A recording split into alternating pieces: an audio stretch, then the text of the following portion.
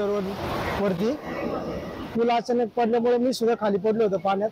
मी पाण्यातनं वर निघालो. 4 ते 5 जणांना मी पण वरती काढलं. वरती काढल्यानंतर मी पलीकडे गेलो. माझी गाडी घेतली दुसरी आणि मी इकडनं इंदोरीवरनं परत आलो. तशी पूर्ण पुलावरती आहे ना 200 ते 250 लोक होती. वाहून अंदाजे 2 ते 3 गेले असतील. कमीत कमी 75% बाहेर निघालेले आहेत. 25% आतमध्ये होते सगळे. स्वतः ब्रिज वरती होतो टू व्हीलर वरती.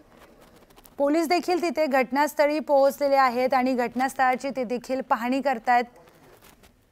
मोठ्या प्रमाणात तिथे बचाव कार्य देखील सुरू आहे आणि लोकांची देखील गर्दी तिथे जमलेली आहे. काय घडलंय नेमकं हे पाहण्यासाठी लोक देखील तिथे गर्दी करतायत. त्याचबरोबर आता तिथे पोलीस अधिकारी देखील पोहोचलेले आहेत आणि ते सुद्धा घटनास्थळाची पाहणी करतायत.